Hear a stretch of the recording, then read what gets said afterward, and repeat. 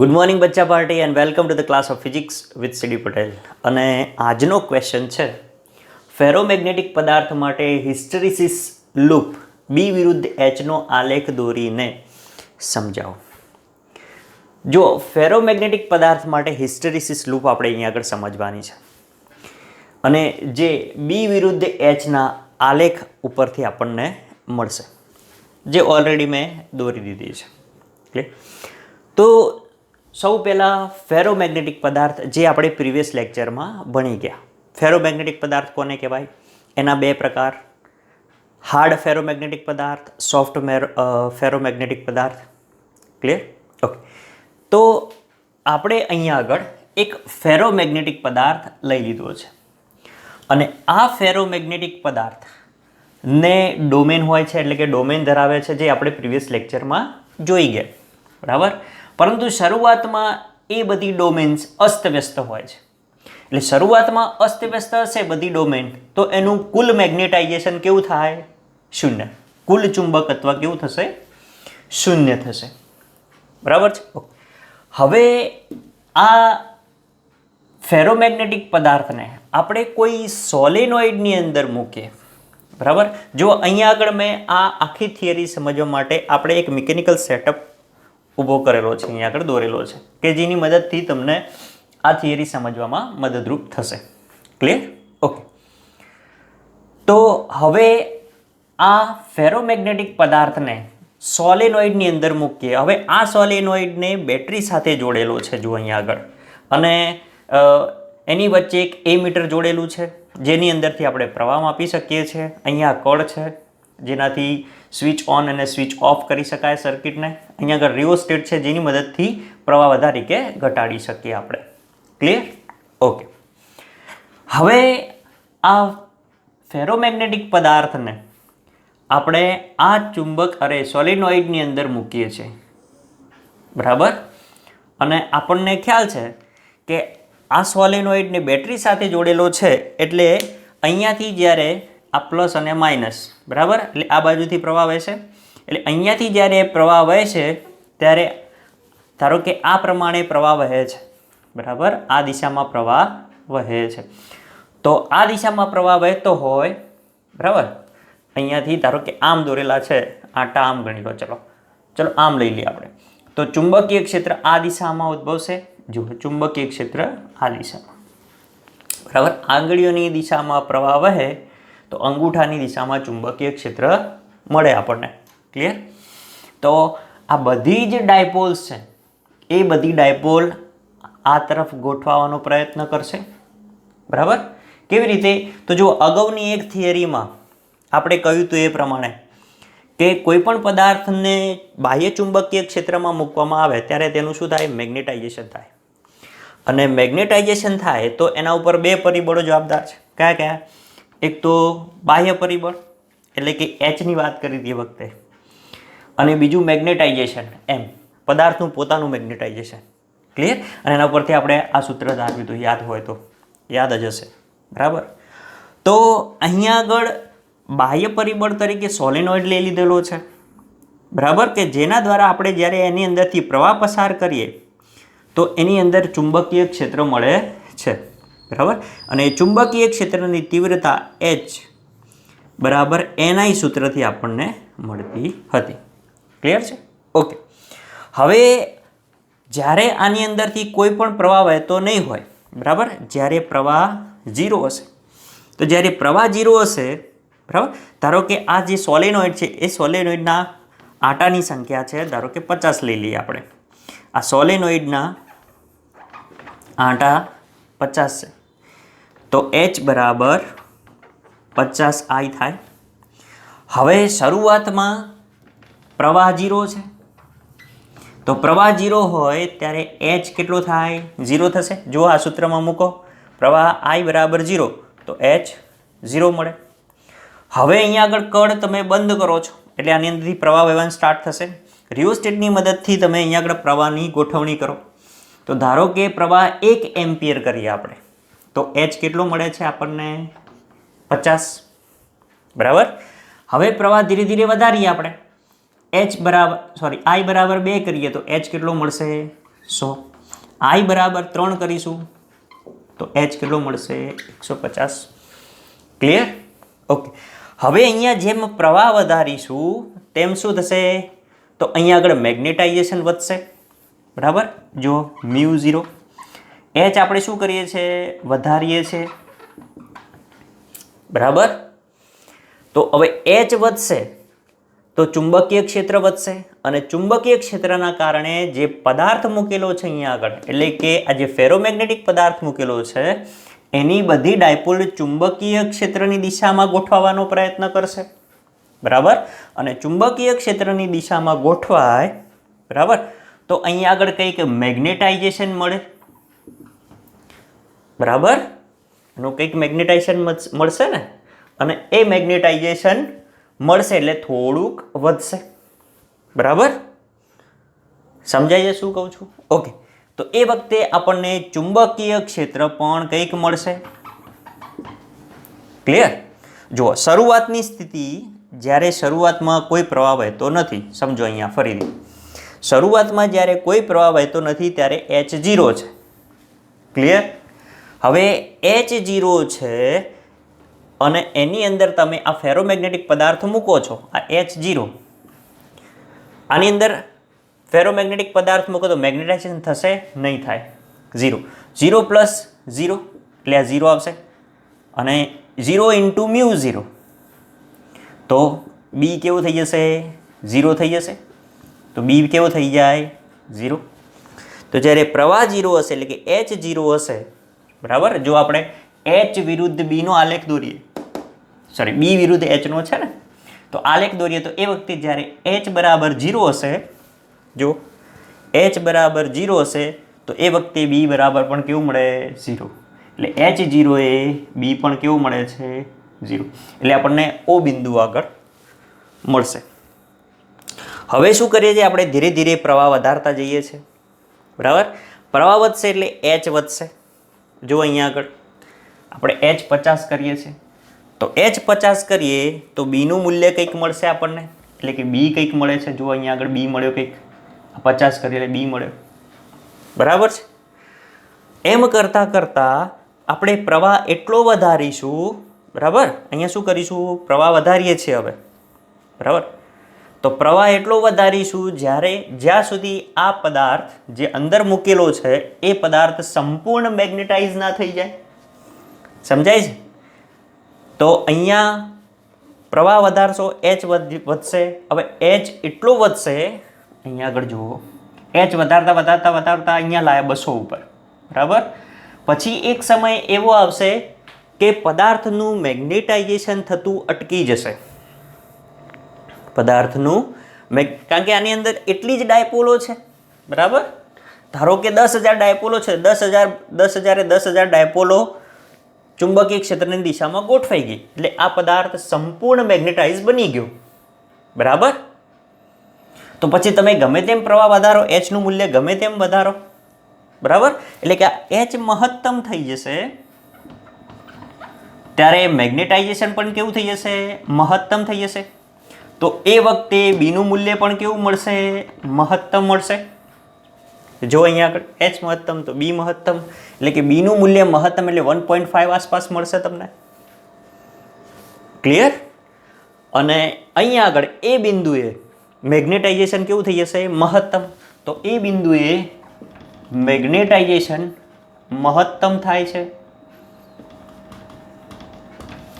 હવે ગમે તેમ પ્રવાહ વધારો ગમે તેમ H વધારો તો પણ મેગ્નેટાઇઝેશન વધશે નહીં. સમજાય છે? એટલે કે આ પદાર્થનું મેગ્નેટાઇઝેશન સંતૃપ્ત થઈ જશે. બરાબર? આ પદાર્થનું મેગ્નેટાઇઝેશન સંતૃપ્ત થઈ જાય છે. ક્લિયર? હવે અહીંયાથી હવે આગળ મેગ્નેટાઇઝેશન થશે નહીં. ક્લિયર? તો હવે શું કરો? તો હવે તમે ત્યાંથી પ્રવાહ ઘટાડો. બરાબર? અહીંયાથી શું કરીએ હવે પ્રવાહ ધીરે ધીરે ઘટાડીએ. હવે પ્રવાહ ઘટાડશો એટલે આ H ઘટશે. બરાબર? પ્રવાહ ઘટાડશો તો H શું થશે ઘટશે. જો અહીંયા પ્રવાહ ઘટાડો તો H નું મૂલ્ય ઘટશે અને H નું મૂલ્ય ઘટશે પરંતુ જુઓ અહીંયા આગળ મેગ્નેટાઇઝેશન જે છે એ સડનલી ઘટી નહીં જાય. જેમ પહેલાં ઓછું હતું ને વધી ગયું, બરાબર, એ એક સડનલી એમ નહીં થઈ જાય. કેમ? તો આની અંદર જે ડાયપોલ મોમેન્ટ છે એ જે ચુંબકીય ક્ષેત્રની દિશામાં ગોઠવાઈ ગઈ હતી એ બધી જ ડાયપોલો કંઈ અસ્તવ્યસ્ત નહીં થઈ જાય, બરાબર. એમાંથી ધારો કે 25% જેવી અસ્તવ્યસ્ત થાય એટલે થોડુંક ઘટશે, બરાબર. આ મહત્તમ હતું, બરાબર, એ થોડુંક ઘટે. પરિણામે ચુંબકીય ક્ષેત્ર પણ થોડુંક ઘટે, બરાબર. તો આ ઘટશે, તો આ ઘટી અને કેટલું આવે છે? તો અહીંયા આગળ સમજી લો કે કોઈ પોઈન્ટ છે 1.2 છે, અહીંયા આગળ 1.2. જ્યારે એચ ઘટીને 0 થઈ જાય છે, જુઓ હવે એચ ઘટીને કેવો થઈ ગયો? 0 થઈ ગયો, બરાબર. આ એચ ઘટીને આપણે એચ કેવો કરી દીધો? 0. પરંતુ અહીંયા આગળ મેગ્નેટાઇઝેશન 0 થતું નથી, કંઈક ઘટે છે. ઘટીને કંઈક મૂલ્ય મળ્યું, ધારો કે 1.2 ટેસ્લા મળ્યું આપણને, બરાબર. તો અહીં એચ 0 કરતા જોજો, હા, અહીં એચ 0 થતા બી 0 થતું નથી, બરાબર. એચ 0 કરતા બી 0 થતું નથી, એટલે કે બીનું કંઈક મૂલ્ય મળે છે, બરાબર. આમ એચ 0 કરતા બીનું કંઈક મૂલ્ય મળે છે અને આ મૂલ્યને રિટેન્ટિવિટી કહે છે. આ મૂલ્યને રિટેન્ટિવિટી કહે છે, જેને આપણે BR વડે દર્શાવી શકીએ, બરાબર. તો અહીંયા આગળ જુઓ H0 કર્યું, પરંતુ ચુંબકીય ક્ષેત્ર જે છે એ 0 થતું નથી. એનો મતલબ કે પદાર્થ મેગ્નેટાઇઝડ થયેલો રહે છે અહીંયા આગળ. ક્લિયર? એટલે કે અહીંયા આલેખમાં દર્શાવ્યા પ્રમાણે રિટેન્ટિવિટીનું મૂલ્ય 1.2 ટેસ્લા મળે છે. ક્લિયર? અને H બરાબર 0 કરતાં બીનું કંઈક મૂલ્ય મળે તો આ મૂલ્યને આ પદાર્થની રિટેન્ટિવિટી કહેવામાં આવે છે. બોલો, ક્લિયર? હજી આપણે શું કરીએ છીએ? તો હવે અહીંયા આગળ આ પોલારિટી ચેન્જ કરી દઈએ, બરાબર. આ બેટરીના બે છેડા જે છે એ ઉલટાવી દઈએ હવે. એટલે આ છેડો પ્લસ કરીએ અને આ છેડો માઇનસ કરીએ, બરાબર. એટલે હવે ચુંબકીય ક્ષેત્ર જે આ દિશામાં હતું એની દિશા બદલી જશે. એ કઈ દિશામાં થઈ જશે? હવે આ દિશામાં થઈ જશે. જુઓ, કારણ કે પ્રવાહ હવે આ બાજુથી વહેશે. પ્રવાહ હવે આ બાજુથી વહેશે. એટલે આ બાજુથી પ્રવાહ વહેશે, જો આ બાજુથી પ્રવાહ વહેશે, બરાબર. તો ચુંબકીય ક્ષેત્ર આ દિશામાં ગોઠવાશે. ક્લિયર? એટલે હવે આની ડાયપોલો જે આ બાજુ હતી એ ધીરે ધીરે આમ ફરી અને આ બાજુ થશે, બરાબર. એટલે જો અહીંયાથી હવે તમે વિરુદ્ધ દિશામાં પ્રવાહ વધારો છો, એટલે જો માઇનસ છે ને, એટલે પ્રવાહ વધારો એટલે એચનું મૂલ્ય વધે, બરાબર. એચનું મૂલ્ય શું થાય? વધે છે, પણ કઈ દિશામાં? માઇનસની દિશામાં વધે. ક્લિયર? તો આનું મૂલ્ય પણ શું થશે? ધીરે ધીરે આમ ઘટશે, બરાબર ને, કારણ કે ડાયપોલો આ બાજુ છે. ફરીથી આ બાજુ થવા માટે શું કરશે? ઘટશે જ ને, બરાબર. એટલે આ ઘટશે ઘટશે ઘટશે અને એક સમય એવો આવશે કે ત્યાં આગળ, એટલે કે સી બિંદુ આગળ મેગ્નેટિક ફિલ્ડ જે છે, એટલે કે બી જે છે એ કેવું થઈ જશે? 0 થઈ જશે.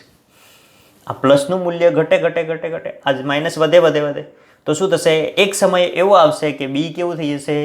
0 થઈ જશે, બરાબર. એચના કોઈ મૂલ્ય માટે બી 0 થઈ જાય છે, બરાબર. તો આ એચના કોઈ મૂલ્ય માટે બીનું મૂલ્ય 0 મળે છે. તો આ એચના મૂલ્યને કોઅર્સિવિટી કહેવામાં આવે છે. એચના મૂલ્યને કોઅર્સિવિટી કહે છે, બરાબર. તો આ એચના કોઈ મૂલ્ય માટે ચુંબકીય ક્ષેત્ર બી 0 થઈ જાય છે, બરાબર. તો આ એચના મૂલ્યને કોર્સિવિટી કહેવામાં આવે છે. ક્લિયર? હજી આપણે પ્રવાહ ઘટાડો, તમે જો પ્રવાહ ઘટાડો ઘટાડો ઘટાડો ઘટાડો, બરાબર? એટલે કે ઉલટી દિશામાં આપણે શું કરીએ છીએ? પ્રવાહ ઘટાડીએ છીએ, બરાબર ને? એનો મતલબ કે એચનું ઋણ મૂલ્ય વધારતા જઈએ છીએ, બરાબર? એટલે કે પ્રવાહની દિશામાં મૂલ્ય ઘટતું જાય એમ ફરીથી આપણને આ સંતૃપ્ત સ્થિતિ મળે છે, બરાબર?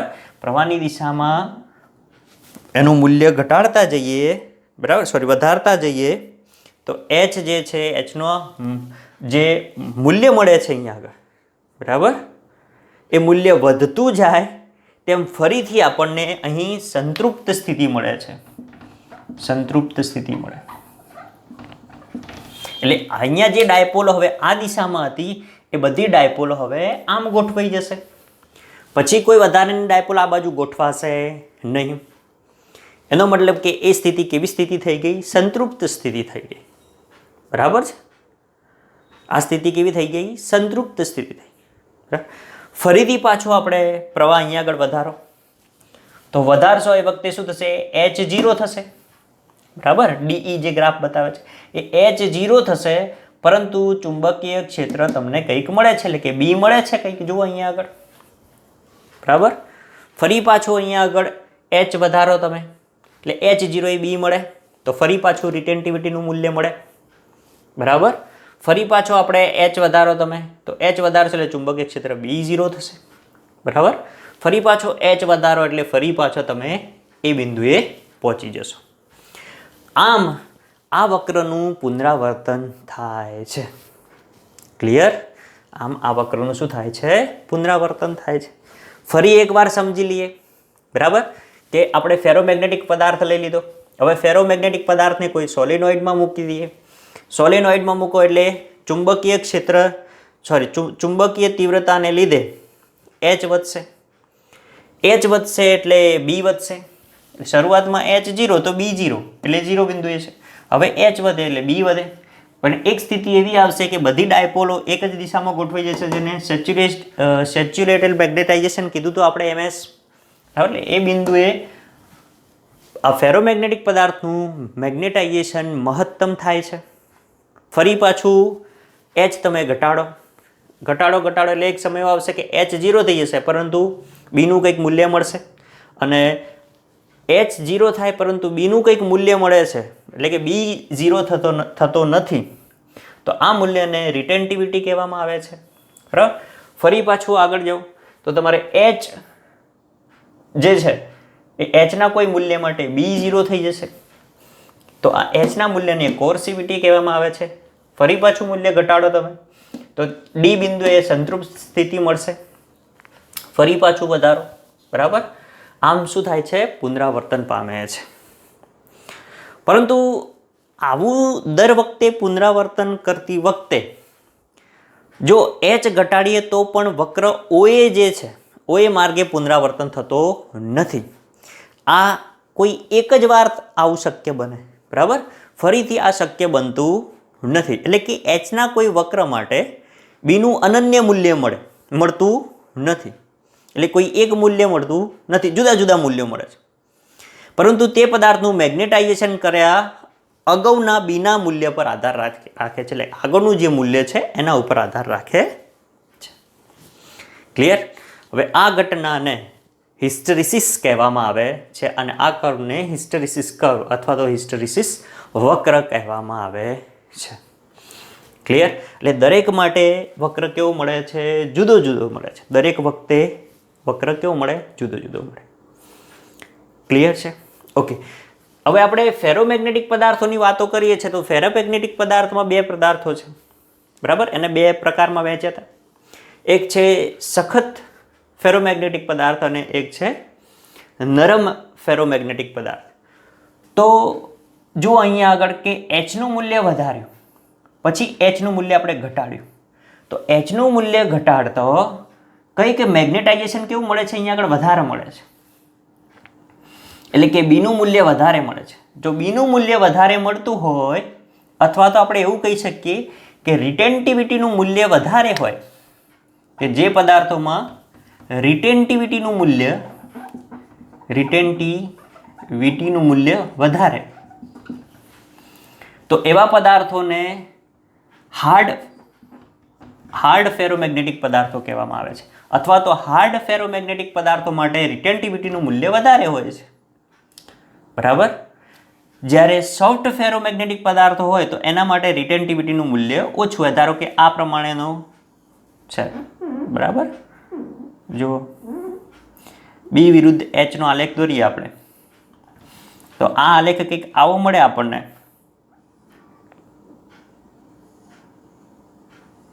તો જુઓ અહીંયા આગળ બીનું મૂલ્ય છે, જુઓ ખૂબ જ ઓછું છે, બરાબર.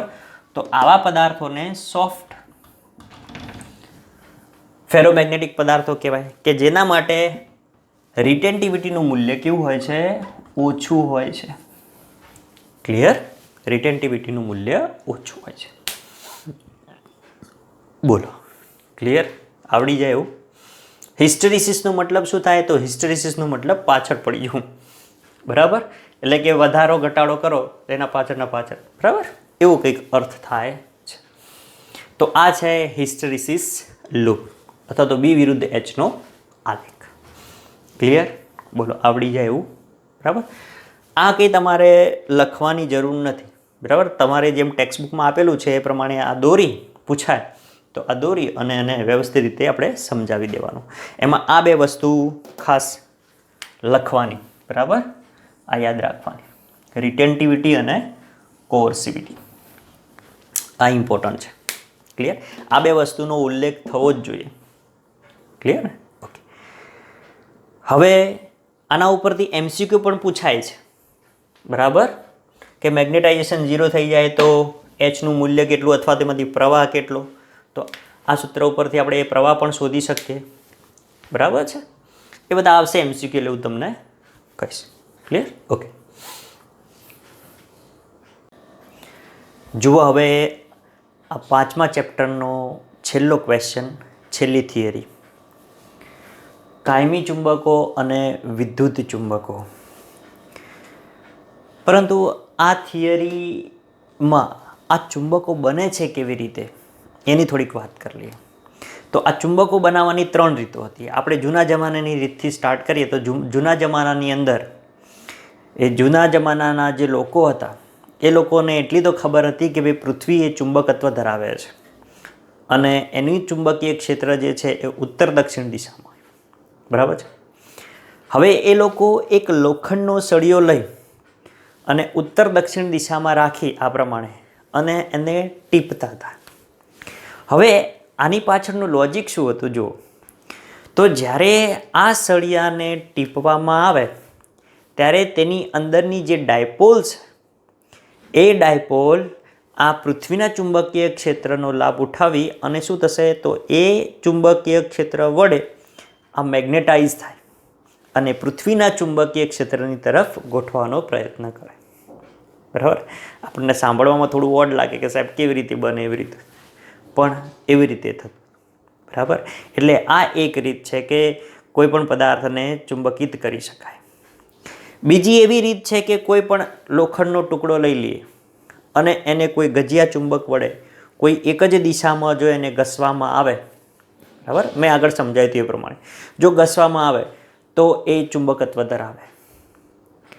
ત્રીજી એક એવી રીત છે કે સોલેનોઇડની અંદર કોઈ લોખંડના ટુકડાને મૂકવામાં આવે અને સોલેનોઇડમાં વિદ્યુત પ્રવાહ પસાર કરાવવામાં આવે તો સોલેનોઇડમાં ચુંબકીય ક્ષેત્ર ઉત્પન્ન થાય છે અને એ ચુંબકીય ક્ષેત્રને લીધે તેની અંદર મૂકેલો પદાર્થ ચુંબકીય કરી શકાય છે. આમ આ કોઈ પણ પદાર્થોને આપણે આ 3 રીતે ચુંબકિત કરી શકીએ છીએ, બરાબર. તો હવે એના ઉપરથી કાયમી ચુંબકો અને વિદ્યુત ચુંબકોની વાતો કરીએ આપણે. તો કાયમી ચુંબકો કોને કહેવાય?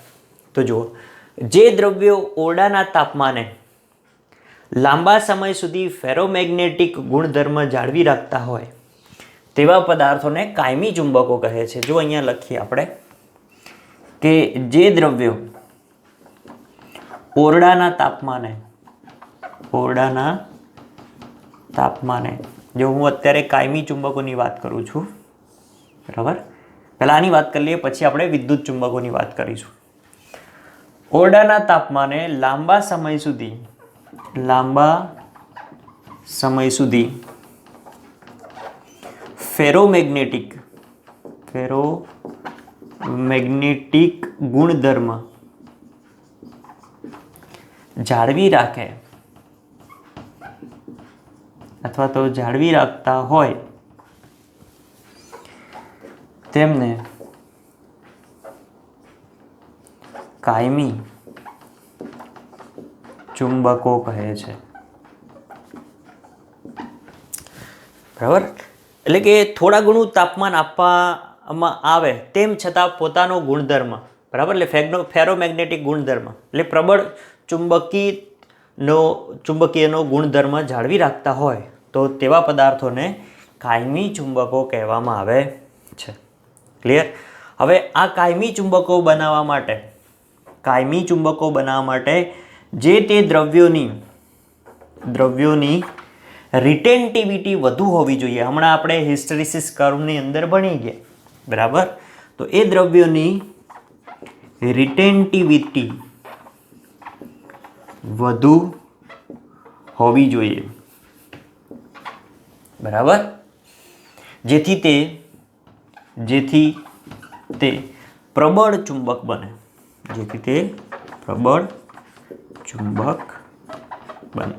અને રિટેન્ટિવિટી કોને કહેવાય?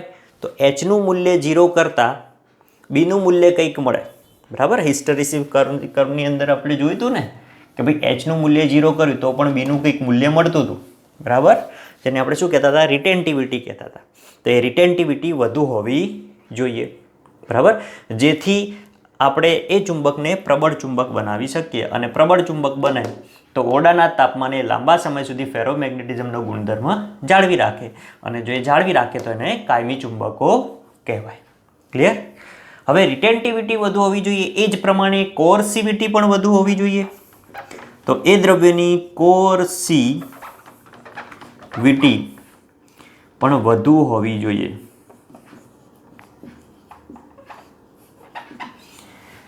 બરાબર, અને તાપમાનની અસર ઓછી થાય તેવા દ્રવ્યો હોવા જોઈએ. અને તેના એટલે કોના વાત કરું છું? દ્રવ્યોની વાત કરું છું. હા, એ દ્રવ્યો પર એટલે કે દ્રવ્યો પર તાપમાનની અસર ઓછી થાય તેવા હોવા જોઈએ.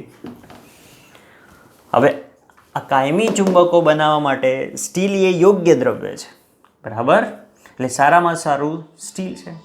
તો બનાવવા માટે આ જે સ્ટીલ છે એ સ્ટીલ યોગ્ય દ્રવ્ય છે. ક્લિયર? એના સિવાયના બીજા ઘણા બધા દ્રવ્યો છે, જેમ કે અલ્નિકો, કોબાલ્ટ અને ટિકોનાર, બરાબર, વગેરે વગેરે.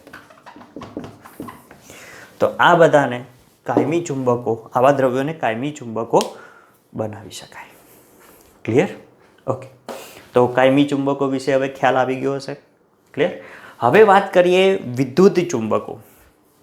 તો વિદ્યુત ચુંબકો કોને કહેવાય? જો વિદ્યુત ચુંબકોની વાત કરીએ અહીંયા.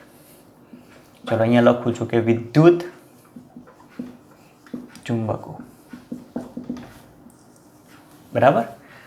તો જે ફેરોમેગ્નેટિક પદાર્થમાંથી વિદ્યુત પ્રવાહ પસાર કરવામાં આવે ત્યાં સુધી તે ચુંબકત્વનો ગુણધર્મ ધરાવે, પરંતુ જેવો પ્રવાહ આપણે બંધ કરી દઈએ એવું જ મેગ્નેટાઇઝેશન શૂન્ય થઈ જાય તો તેવા ચુંબકોને વિદ્યુત ચુંબકો કહેવામાં આવે છે. જો લખીએ અહીંયા આગળ કે જે ફેરોમેગ્નેટિક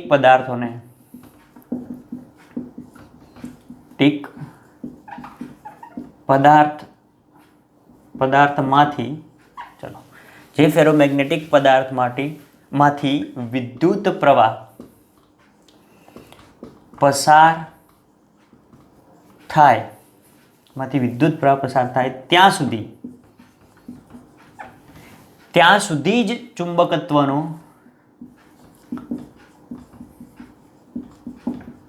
ગુણધર્મ ધરાવે. બરાબર. જેવો પ્રવાહ શૂન્ય થઈ જાય ત્યારે એ ચુંબકત્વનો ગુણધર્મ ગુમાવે છે. તેનું ચુંબકત્વ શૂન્ય થઈ જાય. તો તેવા પદાર્થોને વિદ્યુત ચુંબકો કહેવામાં આવે. એટલે તેવા ચુંબકોને વિદ્યુત ચુંબકો કહેવામાં આવે છે. આવા ચુંબકોની પરમિએબિલિટી વધુ હોય છે.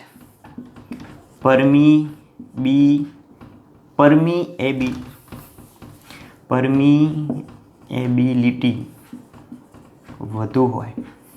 બરાબર. અને રિટેન્ટિવિટી ઓછી હોય. અને રિટેન્ટિવિટી ઓછી હોય છે. બરાબર. આપણે હિસ્ટેરિસિસ કરવામાં જોયું હતું. બરાબર, કે જેની રિટેન્ટિવિટી ઓછી હોય. બરાબર, કર્વ આ પ્રમાણે આપેલો હોય.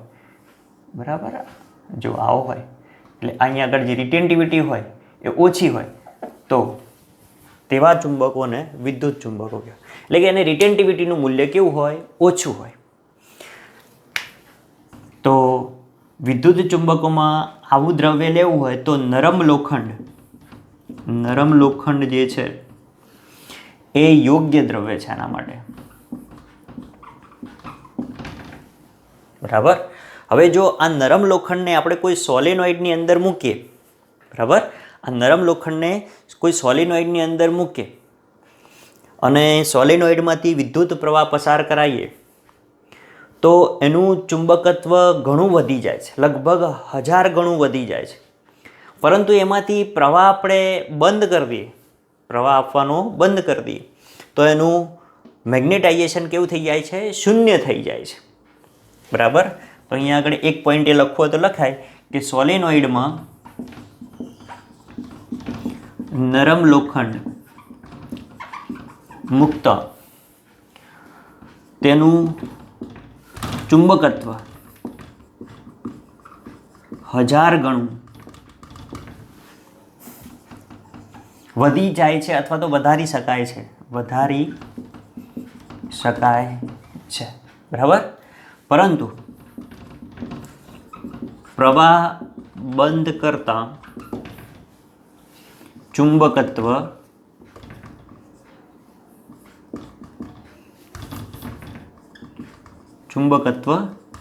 શૂન્ય થાય છે અથવા તો શૂન્ય થઈ જાય છે. ક્લિયર? હવે આ વિદ્યુત ચુંબકો માટે એમની રિટેન્ટિવિટીનું મૂલ્ય કેવું હોય? ઓછું હોય છે. બરાબર. અહીંયા લખ્યું છે મેં કે રિટેન્ટિવિટી ખૂબ જ ઓછી હોય છે. બરાબર. હવે આ દ્રવ્યોની અવરોધકતા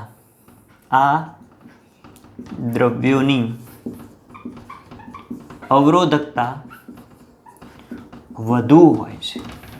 કે એટલે વધુ હોય છે એટલે વધુ હોવી જોઈએ, જેથી લખો આપણે કે વધુ હોવી જોઈએ જેથી તેની અંદર ઘુમરી પ્રવાહો ને લીધે હોવી જોઈએ જેથી તેની અંદર ઘુમરી પ્રવાહોને લીધે ઉષ્માનો વ્યય થાય, ઓછો થાય, લીધે ઉષ્માનો વ્યય ઓછો થાય. હવે ઘુમરી પ્રવાહ સાહેબ કઈથી લઈ આવ્યા? તો ચેપ્ટર નંબર 6 માં આવશે. બરાબર. કે શું થશે? તો નરમ લોખંડની અંદર શું થાય છે? તો એની અંદર પ્રવાહો રચાય છે. બરાબર. તો અવરોધકતા વધારે હોય તો પ્રવાહ ઓછા થઈ જાય. બરાબર. એટલે ઘુમરી પ્રવાહો ઓછા થાય અને ઘુમરી પ્રવાહ ઓછા થાય તો ઉષ્માનો વ્યય ઘટી જાય છે. બરાબર. ઓકે. ક્લિયર? હવે આ નરમ લોખંડના ઉપયોગો ક્યાં થાય? ઉપયોગો શું છે? ક્યાં એનો ઉપયોગ થાય છે? તો નરમ લોખંડ ક્યાં, વિદ્યુત ચુંબકોનો ઉપયોગ ક્યાં થાય છે? તો કે વિદ્યુત બેલમાં. બરાબર. જ્યાં તમે સ્વિચ દબાવો ત્યાં સુધી બેલ વાગશે, પછી બેલ વાગશે નહીં, એટલે પ્રવાહ પસાર થાય તો બેલ વાગે. ક્લિયર? ઘણા લોકોના ઘરે હશે વિદ્યુત બેલ. ક્લિયર? પછી છે લાઉડ સ્પીકર. Loud speaker. બરાબર. બીજું છે ટેલિફોન. બરાબર. પછી છે ક્રેન. બરાબર, વગેરે વગેરે. એટલે આવી જગ્યાએ વિદ્યુત ચુંબકો વપરાય છે.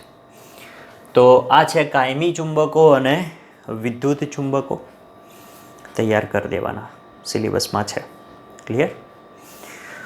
તો જુઓ અહીંયા આગળ 5મા ચેપ્ટરની બધી જ થિયરી પૂર્ણ થાય છે. હવે મેં સારી રીતે સમજાવવાનો ટ્રાય કર્યો છે. તમે લોકો વારંવાર પુનરાવર્તન કરી અને જોઈ લેજો, તો મને લાગે છે કોઈ તકલીફ પડશે નહીં. હવે 1-2 દાખલા બાકી છે, એ આપણે નેક્સ્ટ લેક્ચરમાં પૂરા કરી દઈશું અને થોડાક MCQ જે છે એ સમજાવી દઈશું એની અંદર. ક્લિયર છે? ઓકે. તો ત્યાં સુધી ભણતા રહો. Tata, bye bye.